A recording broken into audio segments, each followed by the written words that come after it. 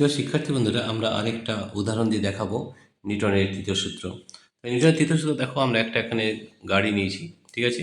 এর উপরে আমরা একটা চুম্বক দিয়ে দিলাম, ঠিক আছে। দেখো, এটা একটা সিলিন্ড্রিক্যাল চুম্বক, ঠিক আছে। এই চুম্বক দেওয়ার পরে আমাদের কী হচ্ছে আমরা দেখব, ঠিক আছে। তাহলে এর আগের ভিডিওতে দেখেছিলাম যে আমাদের কী হচ্ছে, যে এই নিউটনের তৃতীয় সূত্র অনুযায়ী আমাদের কী হচ্ছে, এর উপরে এই চুম্বকটা এর উপরে বল প্রয়োগ করছে এবং এই চুম্বকটা এর উপর বল প্রয়োগ করছে। আমরা এখানে চাকা দিয়েছি, তাই জন্য সেই জন্য কী হচ্ছে, এটা কিন্তু আমাদের দূরে সরে যাচ্ছে। দেখো এদিকে ভালো করে দেখো, এটা কিন্তু দূরে সরে যাচ্ছে, ঠিক আছে। তো এটা আমরা বলতে পারি নিউটনের তৃতীয় সূত্র। নিউটনের তৃতীয় সূত্রে আমাদের কী কাজ হয়, অ্যাকশন ক্রিয়া এবং প্রতিক্রিয়া সমান হয়, ক্রিয়া এবং প্রতিক্রিয়া বিপরীত হয় এবং ক্রিয়া এবং প্রতিক্রিয়া কী করে, ভিন্ন বস্তুর উপরে কাজ করে। তিনটে পয়েন্ট কিন্তু আমাদের মনে রাখতে হবে, ঠিক আছে। আমরা যদি এইভাবে যদি ভিন্ন মেরু নেওয়া হয়, তাহলে দেখো এই গাড়িটা কিন্তু সামনের দিকে এগিয়ে যাচ্ছে। এটাও কিন্তু আমাদের তৃতীয় সূত্রেরই একটা কারণ। দেখতে পেয়েছো? তাহলে দেখো, এটা কিন্তু আমাদের এই এইকে একই বল নিয়ে টানছে। এই এই চুম্বক, এটা যদি চুম্বক ধরা হয়, এর উপরে অ্যাকশন হচ্ছে, তাহলে এর উপরে করছে প্রতিক্রিয়া বা রিয়াকশনস। তাহলে দেখো, তাহলে একে কিন্তু সামনের দিকে টেনে নিতে সক্ষম হচ্ছে। দেখো এদিকে দেখো, এটা কিন্তু আমাদের নিউটনের তৃতীয় সূত্র থেকে পাওয়া যায়, ঠিক আছে। তো দেখো, তাহলে তাহলে অ্যাকশনস অ্যান্ড রিয়াকশনস আমাদের তিনটে হচ্ছে। অ্যাকশন অ্যান্ড রিয়াকশনস ইকুয়াল, দুটো সমান হচ্ছে। Actions and reactions are opposite in nature, তাহলে অপোজিট হয়, বিপরীতমুখী হবে। ক্রিয়া এবং প্রতিক্রিয়া সবসময় বিপরীতমুখী। এর মানে হচ্ছে যে একে বল নিয়ে টানছে, এ একই বল নিয়ে একে টানছে। তাহলে দেখো, ক্রিয়া এবং প্রতিক্রিয়া সমান হচ্ছে এবং বিপরীতমুখী হচ্ছে। আর কি, তাহলে এরপরে বল প্রয়োগ করছে এই চুম্বকের উপর, এই চুম্বক এর উপর প্রয়োগ করছে, তাহলে ভিন্ন বস্তুতে ক্রিয়া প্রতিক্রিয়া কাজ করছে। তাহলে আমরা বলি অ্যাকশনস এর reactions act on different body. এই তিনটে পয়েন্ট কিন্তু আমাদের মনে, দেখো এটা কিন্তু সামনের দিকে এগিয়ে যাচ্ছে, ঠিক আছে। এটাও কিন্তু আমাদের একটা নিউটনের তৃতীয় সূত্রের উদাহরণ। তাহলে দুটো ক্ষেত্রে হচ্ছে, একটা হচ্ছে দেখো, এটা কিন্তু সামনের দিকে এগিয়ে যাচ্ছে, যেহেতু আমাদের মেরু দুটি বিপরীত বিপরীত মেরু। আর যদি সমমেরু হয়, তাহলে কিন্তু একে অপরকে কিন্তু পিছন দিকে ঠেলবে। দেখো এদিকে, এই দেখো নিজে পিছন দিকে যাচ্ছে, বুঝতে পারছো। তো এটাকেই বলা হচ্ছে নিউটনের তৃতীয় সূত্র। তো নিউটনের তৃতীয় সূত্রে আমরা তিনটে জিনিস পাই, কী কী? প্রথম হচ্ছে অ্যাকশনস অ্যান্ড রিয়াকশনস সমান হবে, অর্থাৎ ক্রিয়া প্রতিক্রিয়া সমান হবে। ক্রিয়া প্রতিক্রিয়া বিপরীতমুখী হবে, দেখো বিপরীতমুখী হওয়ার জন্য কিন্তু এটা এদিকে যাচ্ছে, ঠিক আছে, বিপরীতমুখী হচ্ছে। অর্থাৎ এই এই চুম্বকটা একে ঠেলছে, এই চুম্বকটা একে বল প্রয়োগ করছে। তাহলে একটা যদি অ্যাকশন ধরা হয়, অন্যটি কিন্তু প্রতিক্রিয়া বা রিয়াকশন হবে। তাহলে আমাদের এই অ্যাকশন রিয়াকশনের তিনটে পয়েন্ট আমাদের মনে রাখতে হবে। যে actions and reactions are equal, অর্থাৎ ক্রিয়া প্রতিক্রিয়ার সমান।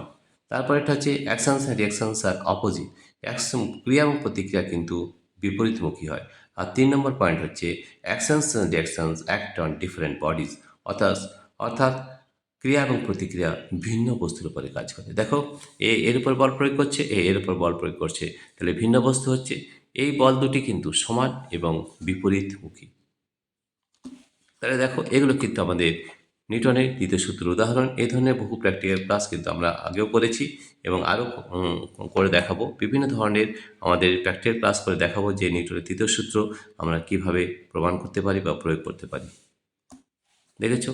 তাহলে এগুলো কিন্তু আমাদের নিউটনের তৃতীয় সূত্রের কিন্তু একটা উদাহরণ। তাহলে আমাদের তিনটে পয়েন্ট কী কী মনে রাখতে হবে, যে এখানে সব থেকে প্রথম হচ্ছে, যদি দুটো এখানে দেখে নাও, একটা এদিকে বল যদি F1 হয়, F1, এই বলটি যদি F2 হয়, তাহলে মানে এখানে তিনটে শর্ত পাবো। 1 নম্বর হচ্ছে যে F1 সমান F2 হবে, অর্থাৎ ক্রিয়া প্রতিক্রিয়া সমান হবে।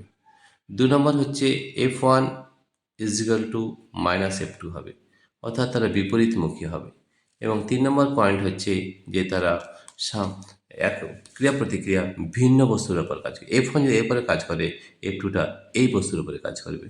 তাহলে ভিন্ন বস্তুর উপর কাজ করে, act on different bodies, act on different bodies. এই তিনটে পয়েন্ট কিন্তু আমাদের মনে রাখতে হবে নিউটনের তৃতীয় অ্যাক্ট অন ডিফারেন্ট বডিজ। এছাড়াও আমাদের আরও প্রচুর উদাহরণ রয়েছে, আমরা প্রতিটাতে প্র্যাকটিক্যাল ক্লাস করে দেখাবো যে কীভাবে আমাদের এগুলো কাজ করে, ঠিক আছে। তাহলে আমাদের এখানে দুটো জিনিস দেখালাম, যে আমাদের চুম্বক নিয়ে দেখালাম, যদি সেটা রিপালশন হয়, বিকর্ষণ হয়, কিংবা আকর্ষণের দুটো ক্ষেত্রে কিন্তু আমাদের নিউটনের তৃতীয় সূত্র কিন্তু এখানে কাজে লাগছে। প্রথমে যে অ্যাকশনস রিয়াকশনস সমান হবে, অ্যাকশন রিয়াকশনস বিপরীত হবে, অপোজিট হবে, এবং অ্যাক্ট অন ডিফারেন্ট বডিজ ক্রিয়া প্রতিক্রিয়া ভিন্ন বস্তুর উপরে কাজ করে। যে তিনটে পয়েন্ট যদি তুমি লিখতে পারো বা তিনটে পয়েন্ট যদি বলতে পারো তাহলে তুমি বুঝতে পারবে এই নিউটনের তৃতীয় সূত্র। প্রথম হচ্ছে অ্যাকশন রিয়াকশন সমান হবে, অ্যাকশন রিয়াকশন বিপরীতমুখী হবে, এবং action reaction act on different body ভিন্ন বস্তুতে কাজ করে। ঠিক আছে, সেই জন্য তারা কিন্তু সাম্য প্রতিষ্ঠা করতে পারে না।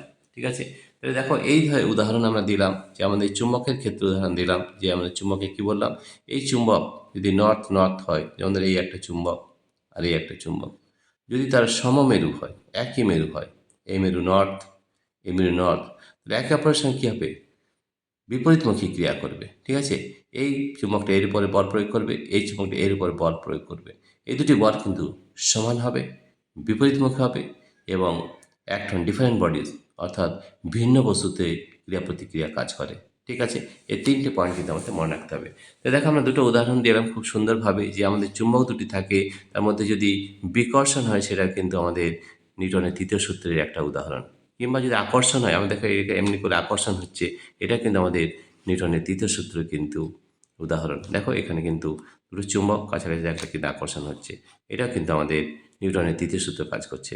আবার এখানে কিন্তু সমমেরু যদি হয় তাহলে কিন্তু বিকর্ষণ হয়, আমরা জানি, তাহলে বিকর্ষণ হওয়ার জন্যে কিন্তু এই জিনিসটা কিন্তু পিছন দিকে সরে আসছে। দেখো আমরা এটা যদি বিকর্ষণ হয়, বিকর্ষণ করার ক্ষেত্রে এটা কিন্তু পিছন দিকে সরে আসবে। এটা হচ্ছে বিকর্ষণ, দেখতে পাচ্ছি। ঠিক আছে, এটা হচ্ছে বিকর্ষণ। আকর্ষণ হলে কী হবে, এদিকে দেখো আকর্ষণ হচ্ছে, এটা কিন্তু আবার নিউটনের তৃতীয় সূত্র এখানে কাজে লাগছে।